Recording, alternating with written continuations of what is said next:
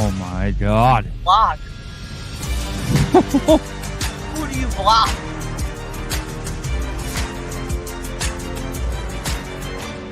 Brandon Powell. You have Brandon Powell pushing Nick Mullins to get a first down. What? Why?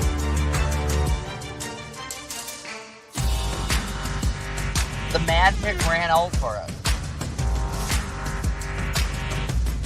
When we needed this guy over and over again, he would not be denied. On Monday Night Football.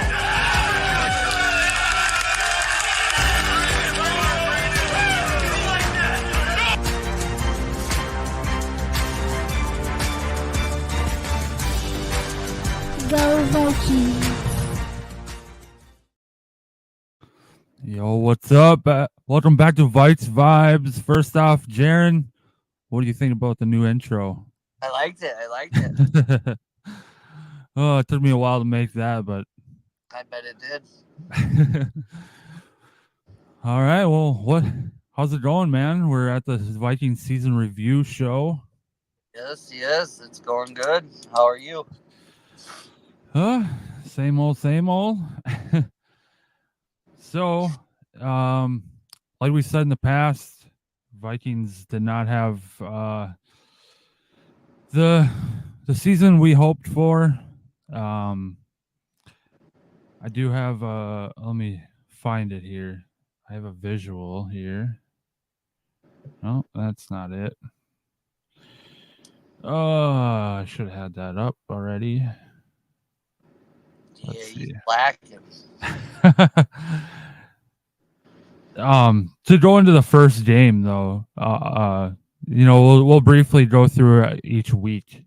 So week 1 against Tampa Bay, I was pretty I was pretty confident that we were going to win that game, but it just that's where it all started. It was just turnovers. It was, the fumbles in that game was just it killed us. Well, wasn't our first drive a fumble? I believe so. Yeah, it was. Yeah, a lot of turnovers this year. I thought we would have won that Bucs game too, but I don't think the Bucs. I think the Bucs are a real team. Oh yeah, after seeing them beat the Eagles, man. Oh I mean Mayfield. Yeah. They barely got into the playoffs. I mean, but they ended up getting home. Yeah, they took our spot, I believe. Yeah, and I mean, good for them. You looked at our team. I mean, they clearly deserved it more than we did, to be honest. Yeah, they did. And then we go to week 2, Thursday Night Football against Philadelphia. I definitely had us losing that game, but there was always hope. There was one specific thing in that game was the fumble out of the end zone for Justin Jefferson. Yep. If that wouldn't have been that rule in that game, I feel like we would have won that game. I think we would have, because we would have been ahead going into halftime. Yep. And I think we could have kept going too. Yeah, I feel like we played better than I expected in that game. Yep. And then it wasn't just us that got screwed over by that rule this year. I feel like no, there was a lot of teams that got that. They need to go back and look at that rule. I feel like they're going to change that. Because I feel like if that ball crosses the pylon and it's still coming out, that should be a touchdown yet. Yeah. Didn't it happen to the Cowboys earlier on in the season too? That, and I think it's happened to Derek Carr a couple times. Oh, the Saints? Yeah, and even when he was a Raider too. He did it like 3 or 4 times as a Raider. Yeah. And there was a running back too, I think, that did it. Was it? I think might have been the Texan CJ. I think he did something like that. Maybe. Or it came out of his hand when he was crossing, and they ruled it a fumble. Yeah, I think you are right. There's a handful of them that happened to him. I think they should go relook at that rule. I feel like they should, or I feel like they will. And but I think they need to look at the rule of targeting the knees. Because that yes. Lion player, he is definitely going for the knees. Oh yeah, that Joseph guy, number Yeah, the one 31. that hurt Hawkinson took him out. Yeah, and then he tried taking JJ out, and then Yeah, he just took Higbee out in the Rams playoff game. I definitely think there should be a thing where the knees rule, because those knees are valuable. Yeah, I want Especially to. if you're targeting the knees. I get if you accidentally, do a low hit, you're going fast. You don't know what, you're hitting. Right, he was But clearly lunging at him. you can clearly see he's going for those knees Yeah, when he was hitting. I mean, that should be looked at. Especially him as a player should be looked at. and I 'Cause feel like he should be fined too. yeah, he's doing some dirty hits. Well, even that hit that he did on Diggs, where Diggs got laid out and the guy gave himself his own concussion. He should have been ejected that game Yeah. or fined. But no, not Diggs. JJ gets a fine for pointing his finger like it was a gun. Oh yeah, that was BS. They fine him for that, but don't fine the other guy for giving him a helmet-to-helmet hit. Yeah, and you clearly know it was helmet to helmet. I mean, he took himself out of the game. Like, Yeah. And JJ was heated. So yeah. you know it was a targeted hit. Yeah, I would have been heated too. I would have too. Oh. And then we go to week 3. There was 2 0-2 teams against the Chargers. I was actually at that game. I definitely thought that we were going to pull that one out. A specific problem in that game was one of your not so favorite players from this year, Jaren, Caleb Evans. Oh, man. There was that crazy bobbled catch in the end zone. I think it was Palmer. That Caleb Evans went for the interception, and it was just a crazy bobble with Palmer, and he caught it and got the touchdown. I think that was kind of the turning point in that game, and we end up losing. Yeah, I remember that. Yeah, that was.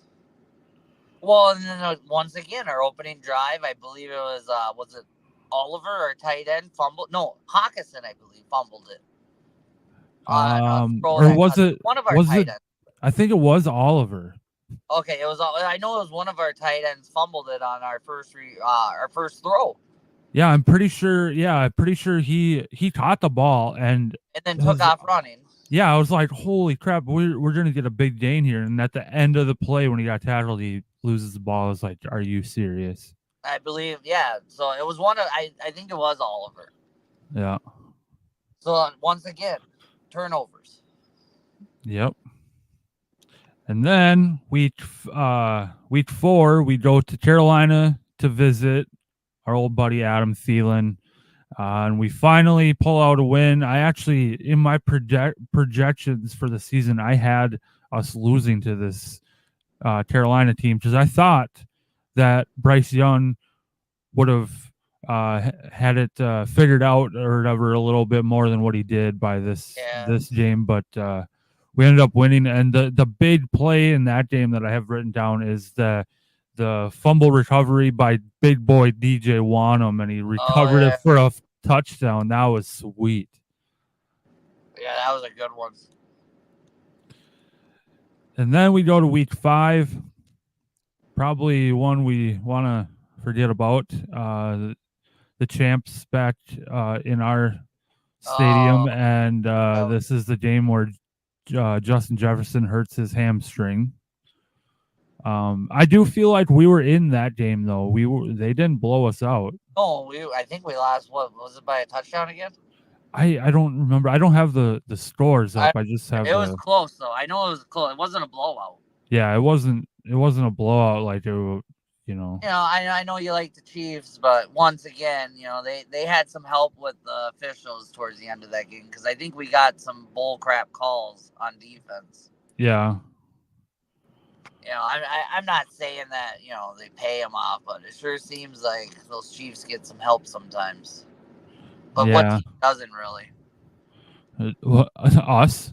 I was just gonna say that we're the only team I swear that the officials hate. Right. Like we ain't helping you guys today. You guys are purple. Yeah, you purple. You got a home. Ugh, jerks. And then week 6, first divisional game in Chicago. We end up beating the Bears 1-0 in the division. JJ. So we're looking at that. Without Justin Jefferson. I think that's when Addison actually started to kind of really go off. I think he slowly started in there, and then the next week 7. That against the 49ers. Yep. Okay, that's when he went off. So, yeah, week 7 against the 49ers, Monday Night Football. I was at this game. Yep. It was one of the best experiences I've ever had. It was amazing, and it was the perfect game to go to. I feel like this was the Vikings game of the year right here. This was, oh my God. That was actually a game that we actually did not let off the pedal. Right. Now that I think about it, we actually did have a game where we didn't have a team sneak back into it. It was against the 49ers. Yeah, I mean, we didn't blow them out by any means, but yeah. We weren't scared. Like, I actually sat in the fourth quarter with 2 minutes on the clock sitting there like, we got this. Yeah. And, like, Kirk that night was just red hot. Oh, my God. Oh, yeah, he was playing lights out. Oh, he was playing like an MVP that night. Holy moly. And well, like he was playing, that was when it started his MVP talk, is that game is, everyone was like, okay. And then he came on and played again, and it's like, okay. And then, yeah.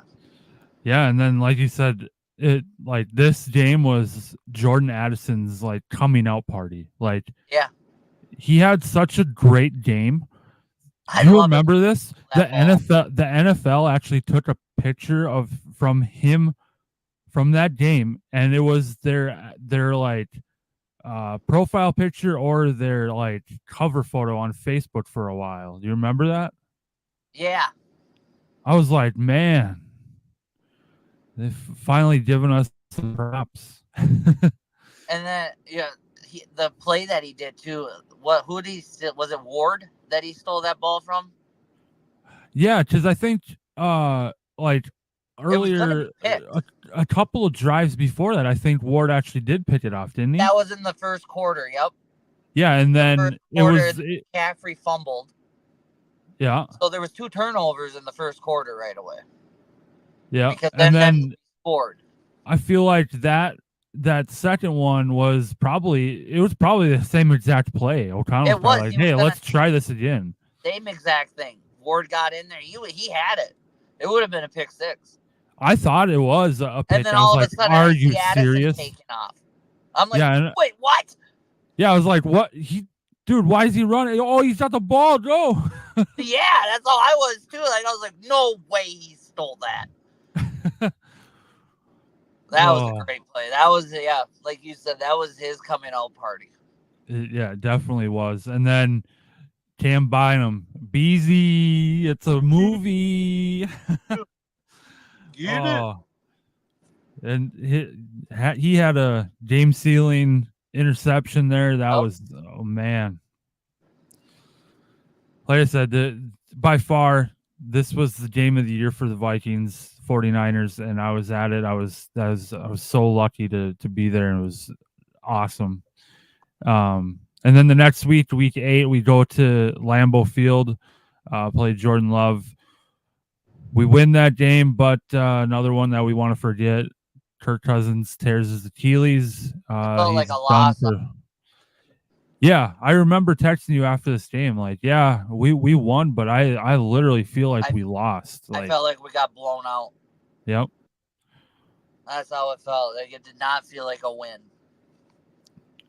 No, and that was even before we knew for a fact that he tore his Achilles and he was going to be out. Like, we knew as soon as we saw him, even when he was leaving the field, but then going off on the cart, like I was like, he's not coming back this year. Same thing that Rodgers did when you seen him go out. It's like that's his Achilles. And then they showed a replay of it popping. It's like, yep, we're screwed. Well, but one good thing about this game was Jair Alexander, this cocky guy, he got cooked by the rookie Jordan Addison in this game. And that was hilarious. That was great. Oh, man. But I'm sure it was a fluke. Oh, yeah. Yep.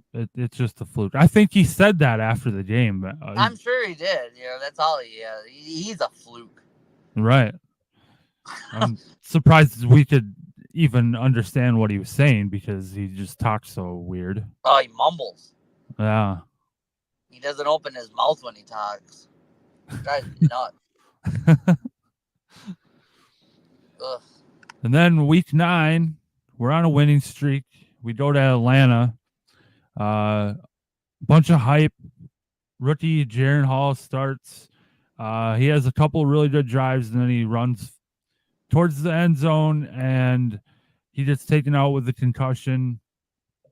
In comes Josh Dobbs, only being here for about a week. And he absolutely tears it up. Like, it was so good of a performance. Like, I'm like, dude, I was convinced maybe Josh Dobbs was our future quarterback. I was like, holy moly. But, you know, as the season went on, we found out that that was just a fluke. That was definitely a fluke. I think, you know, I'm not dissing Dobbs or anything. Oh, no. He has potential to be a dang good quarterback. He just needs a lot of molding. Yes. You know, maybe would it be bad to keep him as our backup and have him sit behind Cousins? Right. Because I don't think he's really had a quarterback to sit behind. Right. Because I think when he was in Pittsburgh, Roethlisberger, he was hurt, I think. So he didn't really get to watch him practice. Yeah, maybe. I don't know. But I'm not dissing him. I think he has potential to be a good quarterback. Yeah. He needs to slow it down a little bit. Yes. Too fast at looking down. He doesn't give himself time. And go through his progressions. Like, look at his reads. Don't just, if his first one's not open, he just takes off. Like, you can't be doing that. They're going to catch on to that. Especially if he's on the Vikings, because we're a pocket passing team. Yeah. You know, that's it's built behind Cousins like that. Yep. You know, and he was not a pocket passer, so would have been a smarter idea to get a quarterback that was a pocket passer like a Flacco. Who knows? Right. I mean, who knows how Flacco would have did with us? We're the Vikings, so it could have been completely different. Yeah, it should have. It probably would have too. For his rotor cup or something when he came to us. Who knows? Yeah. The week 10, the Dobbs mania continues. He just tore up the Saints. We won that game. So we're on a 5-game winning streak. And then week 11, we go to Denver for Sunday Night Football. And that's where the turnovers started plaguing us again. And the injuries. We fall to Sean Payton and the Broncos. That wasn't a good game. I feel it was a close game still, though. I feel like it was like 20-22 or something like that. No, yeah, it won by a touchdown. I feel like it was less than a touchdown. I don't remember. A field goal. It was a field goal. Yeah. But Wilson threw that last-minute touchdown with a couple minutes left on the clock. Oh, All yeah. Dobbs had to do was get us a field goal range. Yeah. And I told you, too, I said, now, if that was Cousins, we would have been in field goal range. Or we got a touchdown. Yeah, he would have got us down there. Yeah. Even without JJ. Yeah. See, that's a veteran quarterback. He finds other key players to go to. Yep. He would have found Hawkinson. He would have found someone. And then week 11? 12, another Monday Night Football game. The Bears come here, and the Pastronaut crash landed. And this after this game is actually when you joined the show for the first time. So yeah, that was pretty sweet. A little snazzy.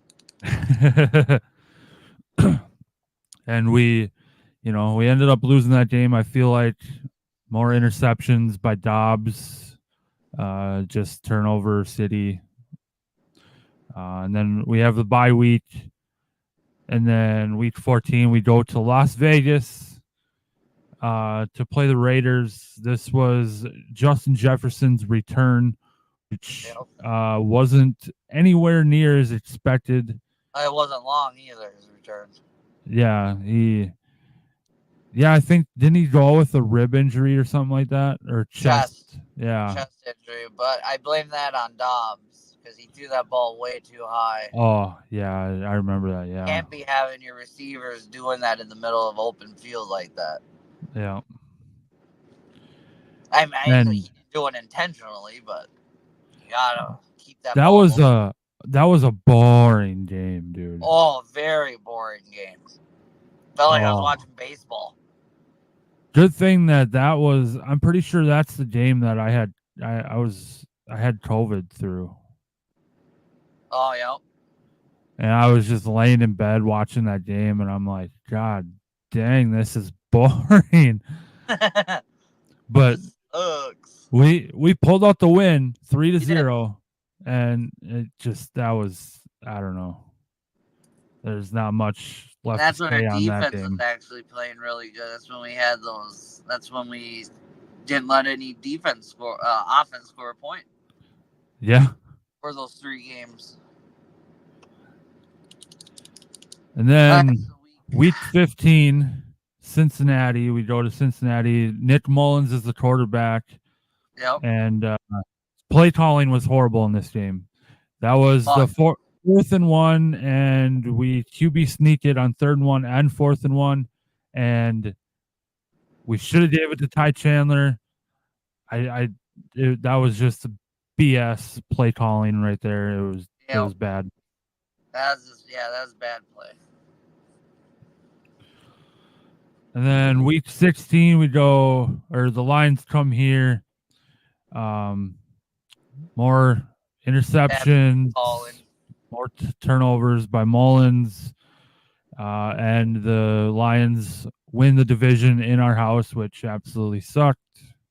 Yep. And then New Year's Eve against Green Bay, we just had no desire at all in that game. That was just a horrible game. Oh, and that was all sides of the ball. They were without Jair Alexander, and we still lost. They just absolutely crushed us. Aaron Jones ran all over us, and I mean that was defense, offense, coaching. That was everything. That was an everyone loss. Oh yeah. And then our season finale, week 18, at Detroit. Justin Jefferson had a hell of a day. He went over 1,000 yards in the season that game after missing 7 games, but we still found a way to lose.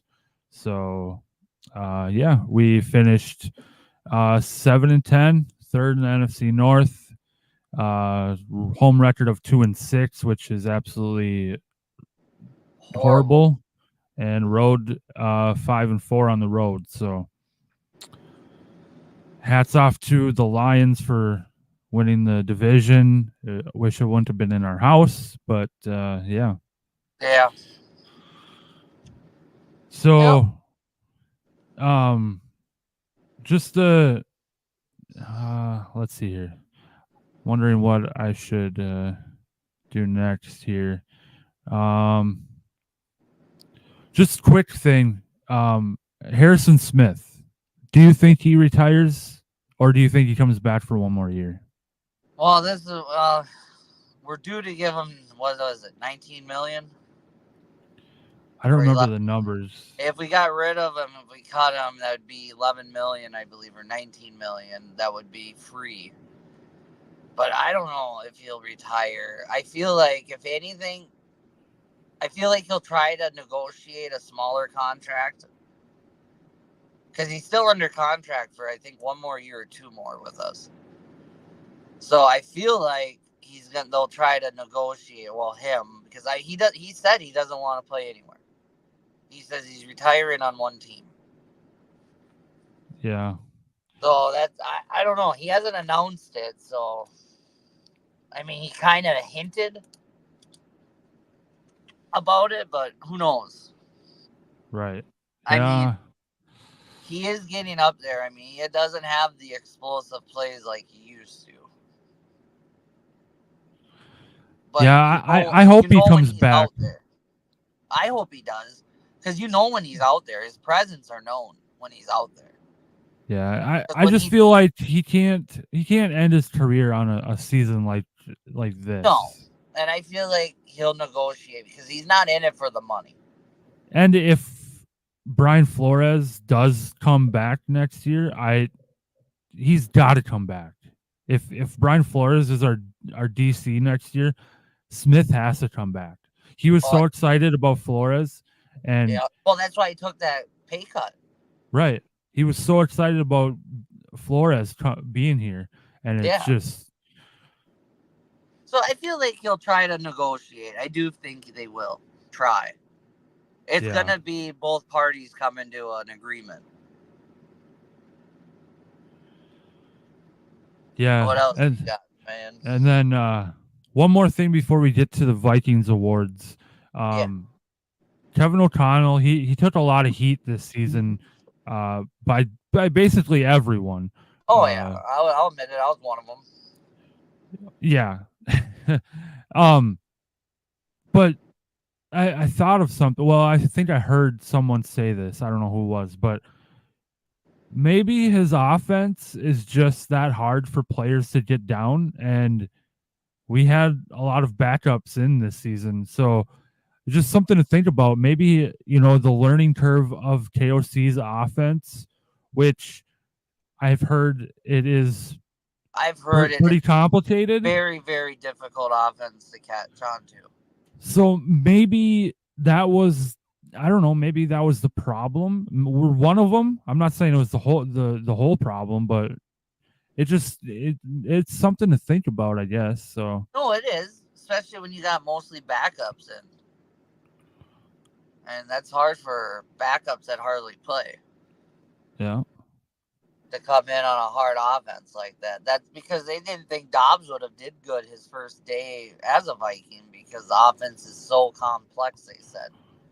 Yeah, and I think, with Dobbs going in for Jaren Hall, that game, I think it was a very, very, very generic playbook. Because Dobbs didn't really know much, so maybe they should have stuck with that playbook going forward. Maybe. Here's 3 plays, go with it. Right. All right, now we're to our season awards. So I'll show my screen. It'll have my pick and Jaren's pick for each category. So first up, I'm going to start with Rookie of the Year. I picked Jordan Addison and Jaren picked Ivan Pace Jr. So when I made my pick, I was hoping that you were going to pick Ivan Pace Jr. because I almost did, but after the season Jordan Addison had, I couldn't not pick him.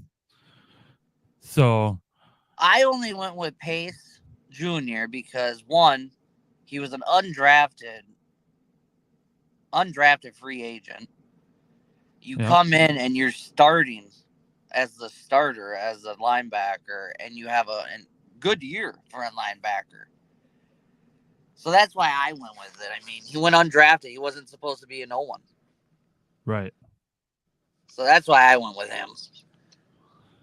Yeah, and I went Jordan Addison. I mean, he almost he could have broke that 1,000-yard rushing, but or not rushing, receiving, but he had 900 some odd receiving yards and 10 touchdowns as a rookie. So I had to give it to him.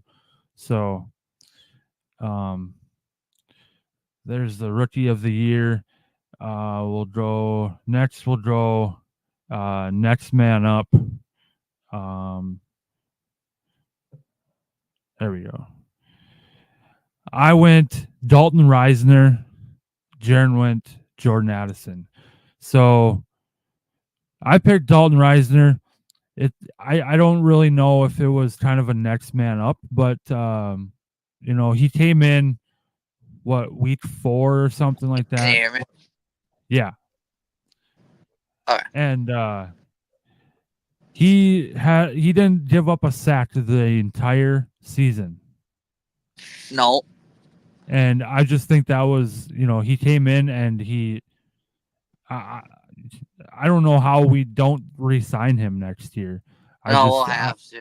I had to give it to Dalton Reisner there. And then you said that you picked Jordan Addison. He wasn't really next man up, but he kind of was. I went, JJ went down. That was Cousins' main receiver there for a while. Yep, especially in that San Francisco game. That's what really caught me on that was the San Fran game. Yep. So I never, when you were sending me your picks, I there was a good perspective that you gave on who you picked and why. So, all right, that's next man up. Next we'll go to most improved player. I picked Josh Metellus, and Jaren picked Cam Bynum. I have some stats written down here. Let's see here. Josh Metellus, last year in 2022, he had 42 tackles, 33 solo, 9 assists, 0 sacks, and 1 pick. This year, 110 total tackles, 73 solo, 37 assists, 2.5 sacks, and a pick. From total tackles, you go from 42 to 110. Whew. Wow. And then 33 to 73 solo, 9 to 37 assists, and 0 to 2.5 sacks. Wow. Yep. That's why I picked Josh Metellus. And then you picked Beasy. Yeah. He was one of the ones I was thinking about when I was thinking about this pick as well, though. So that's a good pick as well. Yeah. All right. Next we got Mr. Tenacious.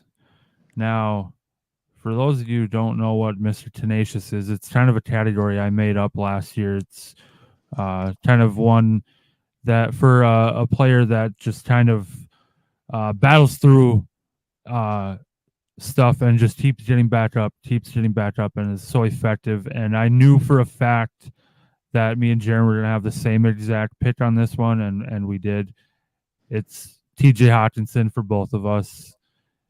He played through those rib injuries all season, and he just kept going back in, and just was so effective still. And there was no doubt in my mind that I was not going to give it to TJ. Hey, I don't want to be rude or anything, but I got to go into the clinic here. All right, man. I got to we'll see Landon. But I'm sorry, man. That's all right, man. Go take care of your kid. Yeah, you keep on rocking. All right, man. See you later. All right, talk to you later, man. Yep. Bye. Bye. All right. Now we got offensive player or offensive moment of the year. We both had the same pick for this as well.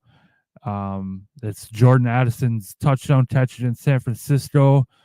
You heard us talk about it earlier, and it just hands down, it was just I couldn't not pick that.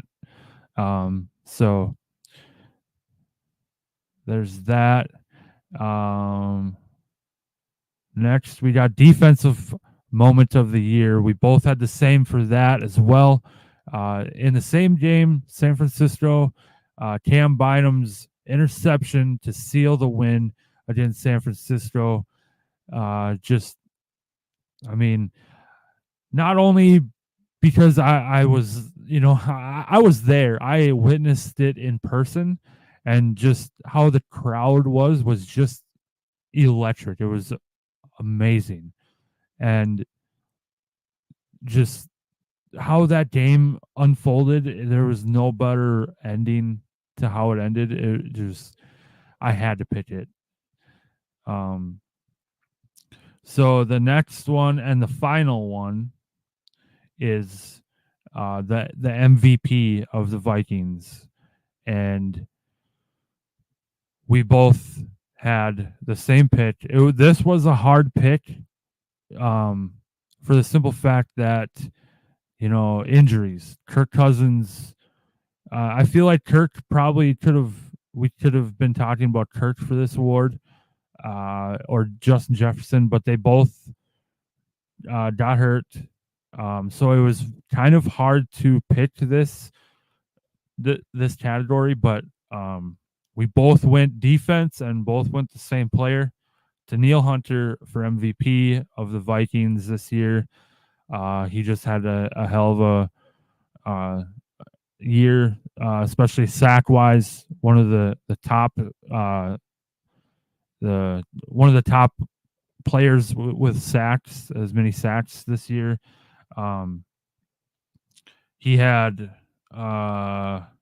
15 and a half. That's what I got off of NFL.com. 77 total tackles, 49 solo, 28 assists, and 4 forced fumbles. So, the MVP of Vikes Vibes Vikings awards go to Danielle Hunter for both me and Jaren.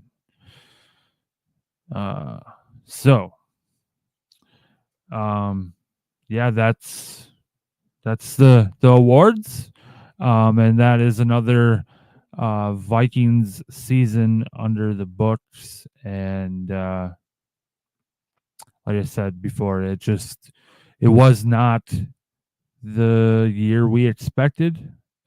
Second year under KOC.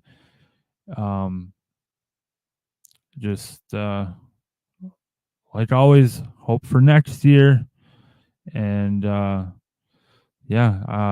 we'll be doing some more shows during the off season here. I'm not exactly sure on when, but we'll throw out announcements that's coming soon, and stuff like that. So definitely we will